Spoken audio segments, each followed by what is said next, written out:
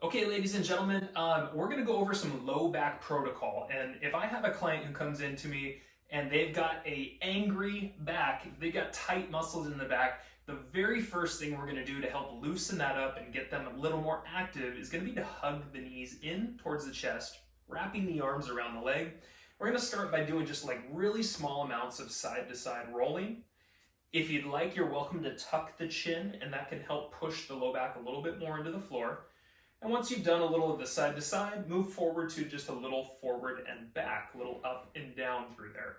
You do this for a short amount of time, or you could do it for maybe 30 seconds up to a minute as a good way to loosen up the back initially. Once we're there, we're going to release the legs and we're going to turn ourselves around. We're going to go in and out of doing some child's pose here. So hands and knees position, we're going to walk the hands out a little further, and from here we're going to sit back, butt to the heels. And then we're going to come forward, bringing the shoulders over the hands. Okay, hinging back with your child's pose and breathing in as you come forward. And so with this, we're starting to open up the hips. We're starting to mobilize the shoulders, mobilize the spine, and squeeze your lats just a little bit when you get to the top of that child's pose. Next up, we're going to go to a direct hands and knees position, hands right under the shoulders. And from here, we're going to do our cat-cow, very yoga-esque movement. We're going to breathe in, and his chin's going to lift, his belly pushes down, and then as he breathes out, he feels this kind of middle spine really arching up. Breathing in, eyes lift, chin lifts, belly pushes down, exhale, and finding that nice rounding through the spine. Third up in kind of our light warm-ups, he's going to do some circles around his wrists and his knees. So he's got his shoulders just kind of rotating in small circles around the wrists in one direction, then switching to the second side. And the hips are doing the same thing around the knees. Kind of nice small circles here.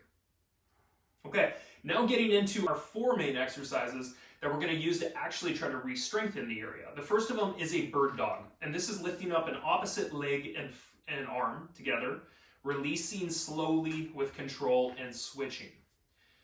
What's key about this is he's waking up his posterior chain, he's waking up balance into the body, right? So he's having to stabilize, a lot of core stabilization here. And through this, he's even stretching the front of his body a little bit as well. He's not kicking his leg up too high, and he's making sure that arm is reaching straight out in front.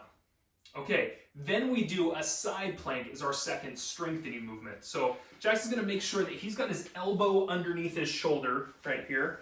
And he's got a couple options. If he needs it to be a little bit more manageable for himself, he's going to put that hand to the floor, and he's going to always try to keep his hips up just a little higher. Yeah. Okay, so this could be side plank 1 if you struggle with it. Side plank 2 is put the hand onto the hip, and side plank 3 is to raise the arm up into the air. Once again, we do want to make sure that his hips are trying to stay high. You've got a stable, still motion. And once again, get yourself to at least 20, 30 seconds, or if you need it, use that hand to get you to that 20, 30 seconds. Now, last up, we're going to turn onto our back. And that side plank, of course, would be done on both of your sides.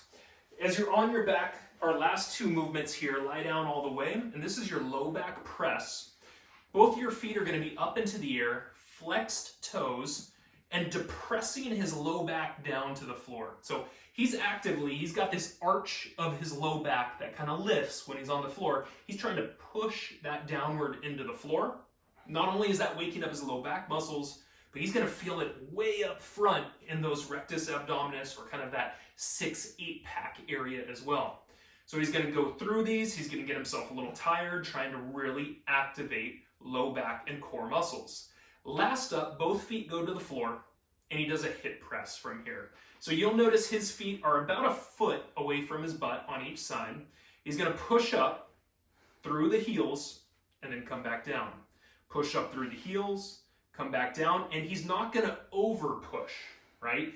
We want this straight line, but no higher.